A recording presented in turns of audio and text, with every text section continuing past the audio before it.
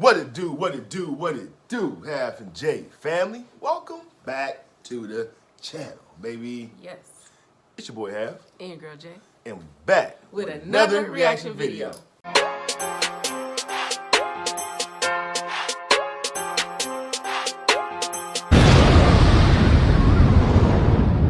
Alright, y'all, so we back over here again.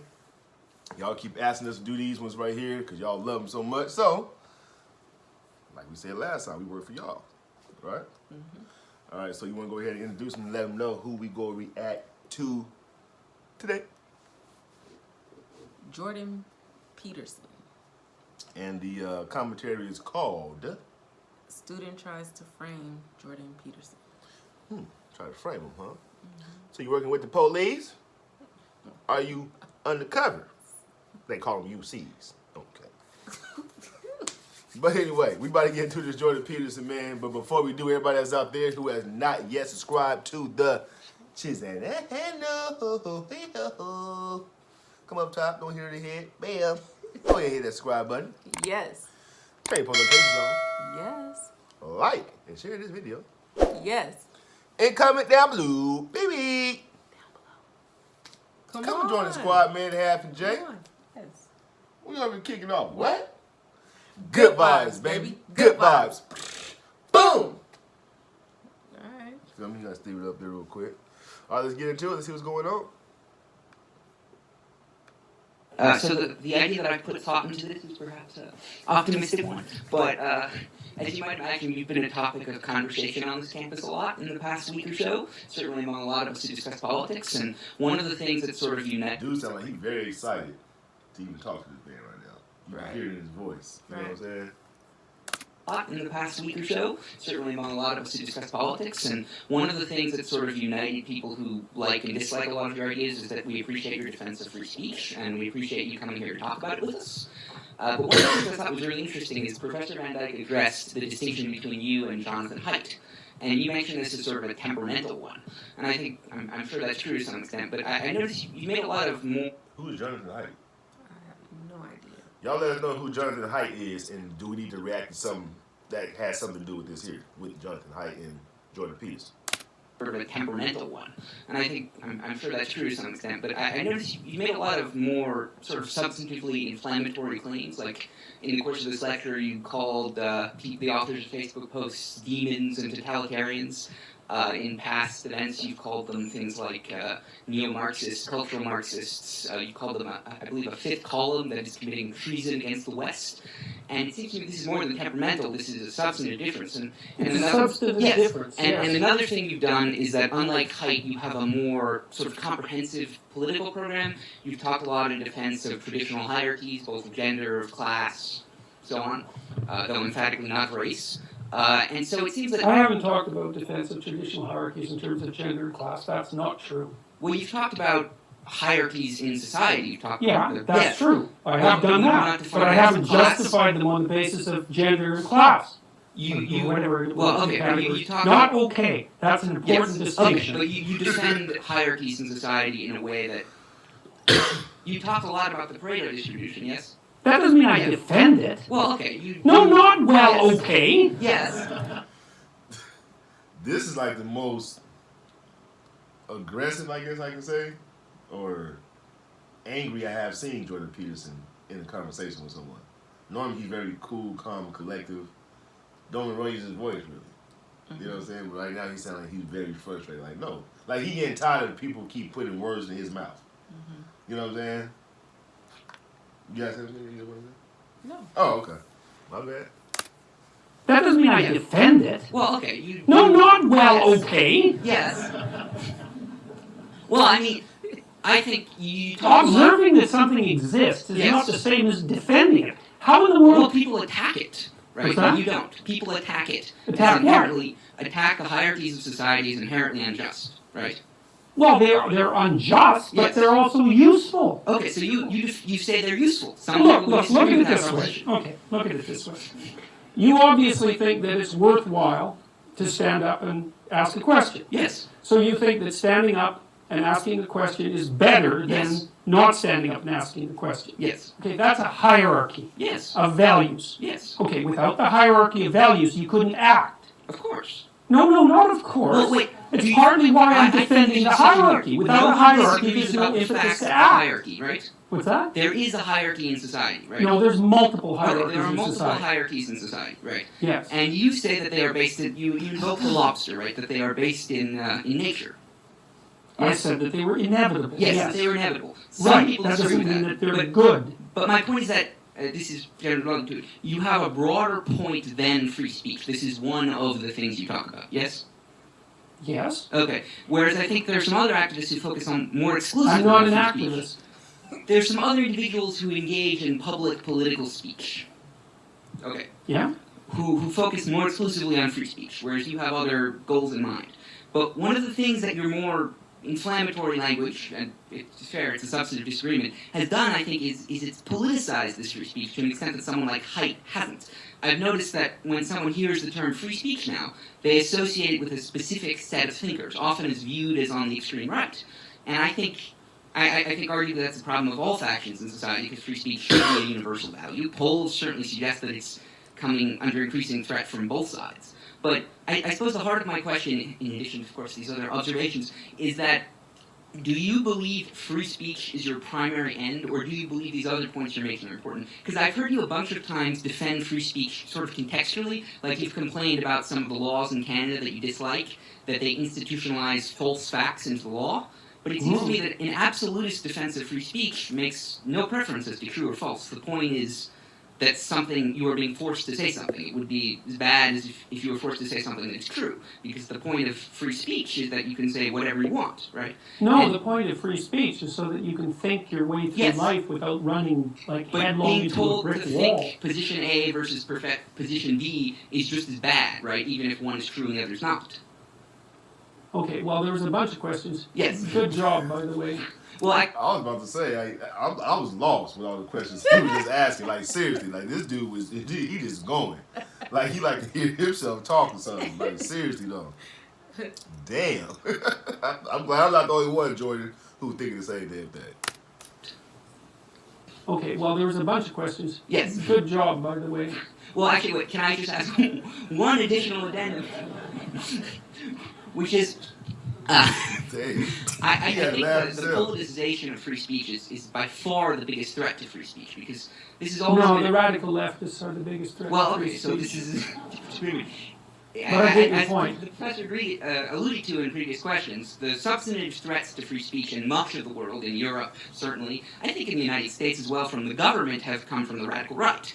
And I think it's fair to say that on the specific narrow subset of certain departments on liberal arts colleges, it's fair to say the threat comes from the left, though its scope is in dispute. But my question is, do you think that the way you talk about free speech, the way you link it to specific issues, the way you use inflammatory language, and the way you seem to make it, you seem to defend a specific set of free speech. There are certainly plenty of instances of free speech attacked on the other side that you don't mention as much.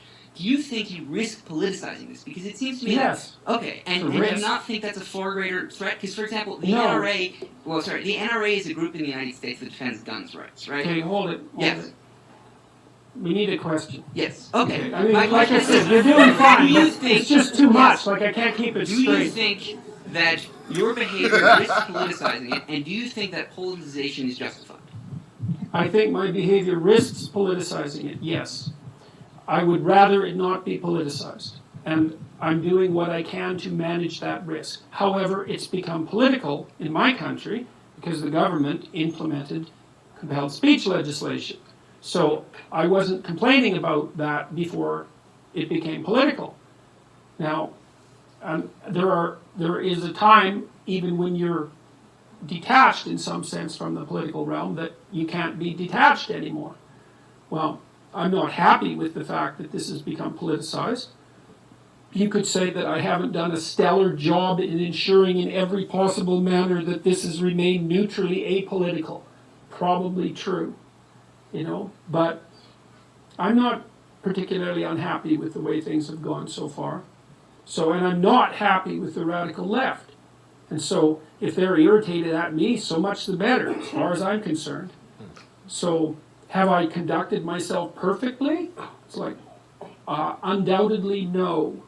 So I've got more than my fair share of faults, and a temper is one of them. But I'm muddling through. So now I know there's much, much more to say, but I have some questions from the audience, so I'd like to read those, and I'll try again just to divide up the time in the questions, hopefully as fairly as possible. So Professor Peterson, let's start with you. So this question says, you present your issue with Bill C-16 to be that the infringement of freedom of expression regarding gender pronouns is a problem. Do you hold the same stance with other discriminatory language in the Human Rights Code, such as being able to use racist terms with regard to students? And if you believe that one of these things is a violation but not the other one, why? I'm not sure I read that out all that well, but you get that idea. Okay, well, so one thing I would like to point out before I answer that, just so you will notice, is that I have in fact been denounced today. And what I am saying has in fact been described as hate propaganda. So one thing I'd like to suggest to you, every single person in the audience, you're next. So keep it in mind. All right, so with regards to the question, well, first of all, I don't think that these issues are the same. I don't think they're the same at all.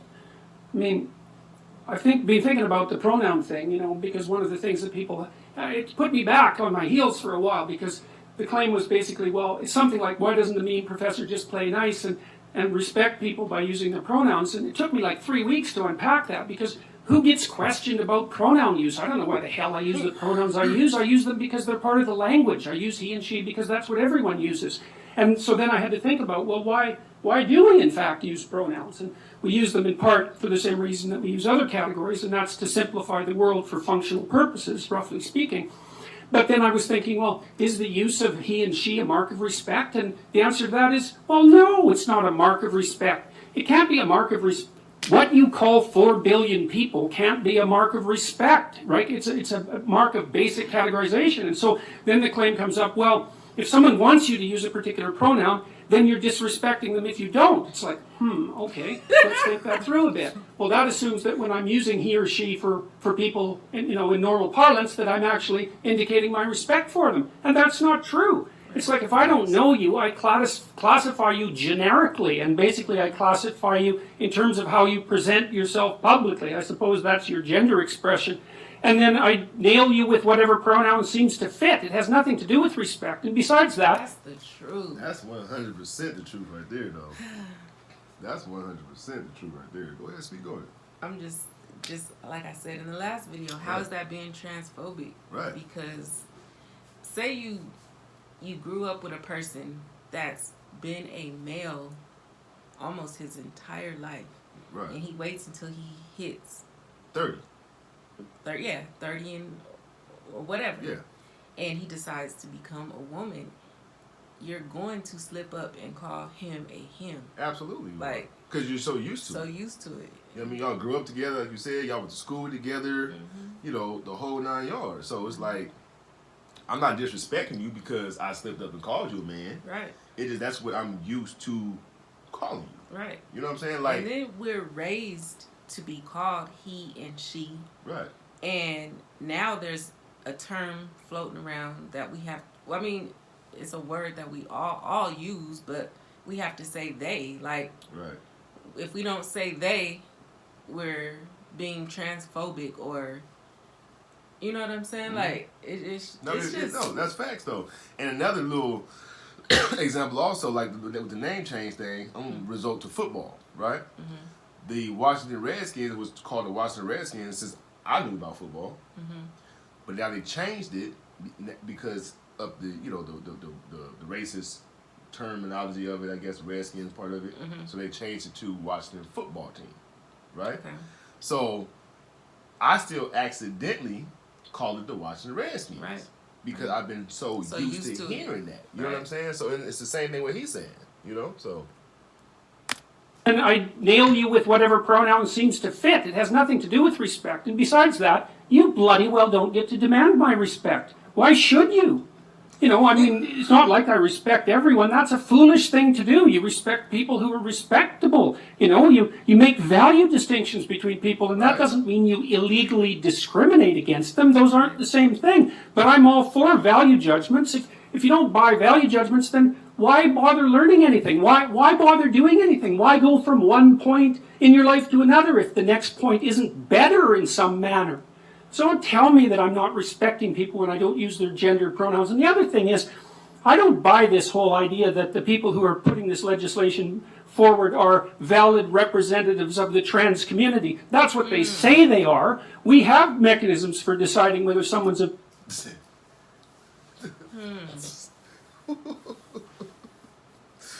Man, The world has changed drastically. I'm telling The you. world has changed. Listen, Jordan be talking that talk. You know what I'm saying? Like, and He speak facts, and a lot of people They can't are so accept it. used to being told what they want to hear, right.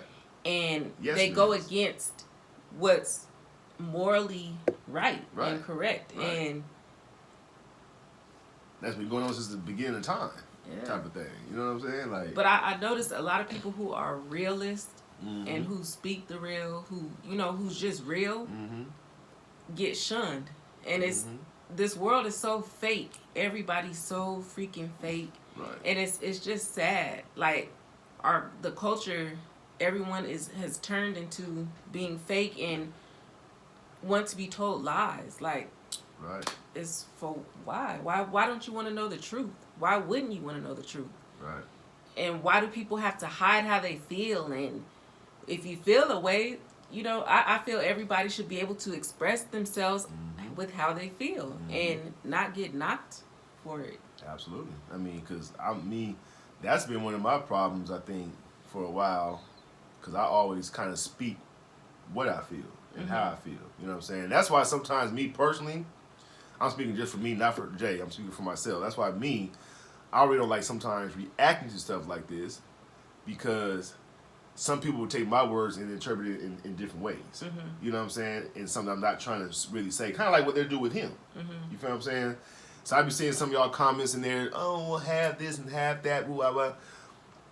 I'm going to be honest regardless, whether you like it or whether you don't. Just that simple. It's my opinion. It's like you guys have yours opinion. You know what I'm saying? I may not agree with all your opinion out there. It's your opinion. You may not agree with all of mine. But I'm never going to sugarcoat how I feel. You feel what I'm saying? And I don't think nobody should sugarcoat how somebody feels. It's stand on what you believe in. If you don't stand for something, you're going to fall for anything. You know what I'm saying? So... trans community. That's what they say they are. We have mechanisms for deciding whether someone's a valid representative of a community, and that generally involves democratic voting. I've received at least 20 letters from transsexual people who are on my side, and by the way, 0 from others, believe it or not, who are perfectly happy with the idea of gendered pronouns. It's just they want to be the other one. Now, you can have a discussion about that, and there's lots of things to be said about it, but the idea that this community that's coming out and demanding these rights is somehow representative of this homogenous oppressed minority, I think is rubbish. Well, that leads us to our next question.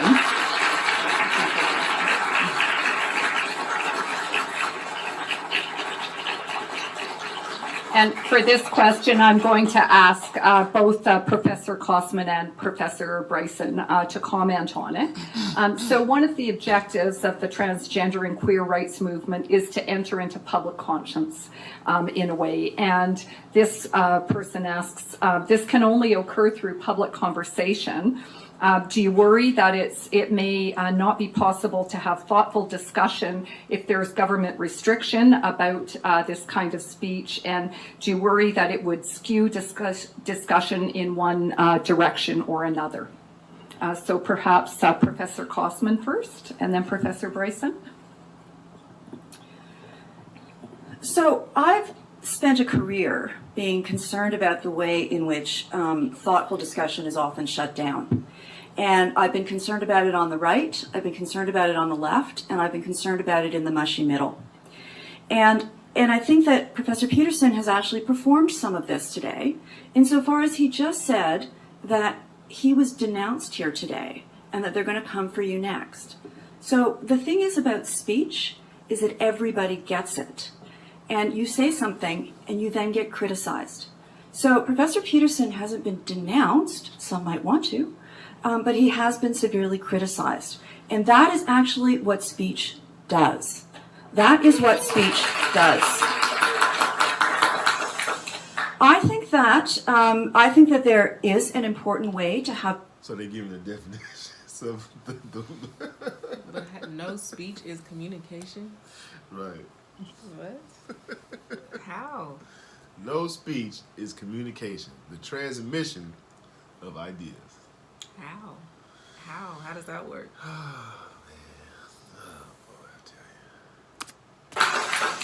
I think that there is an important way to have public discussions around a whole range of issues. I would welcome a discussion on the role of hate speech provisions. I would welcome a discussion around the role of hate speech and its desirability, about whether the Supreme Court of Canada is right or not right in upholding its constitutionality. But I would like to have that debate with someone who is knowledgeable about the law.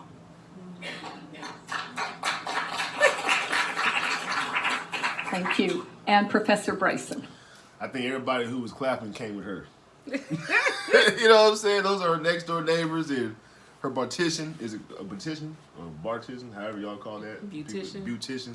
So that's hate speech. Right. I'm confused. Maybe I've just been in a bubble my whole entire life, along with a lot of other people. We've just been in a bubble. Big old bubble. Yeah. It's enough for everybody. The majority, that is. You know what I mean? Mm-hmm.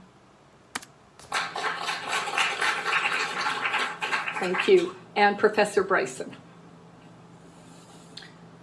One of the big questions that I had to deal with in considering whether or not to accept the very generous offer, invitation of the University of Toronto to come here today would be the impact of this event on trans and gender non-binary people, specifically at the University of Toronto and much more generally.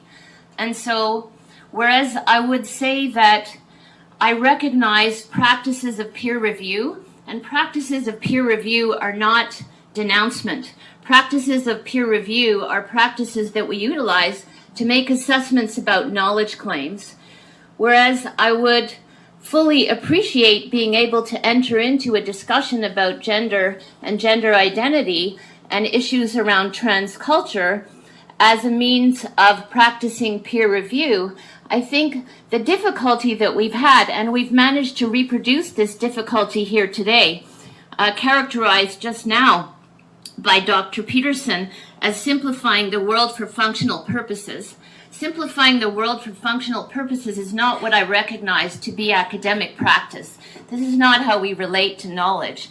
And so I think that there's a concern when we don't subject claims that are being made as knowledge claims by people who carry titles at great Canadian universities, when we don't treat those knowledge claims in the same way that we would in any other field. And when they're knowledge claims made about members of minority groups, embattled, vulnerable, marginalized members of minority groups, then I think that we all need to be very concerned about how it is that we're changing what we think we do in the university, which is supposed to be about the advancement of knowledge and excellence. Thank you.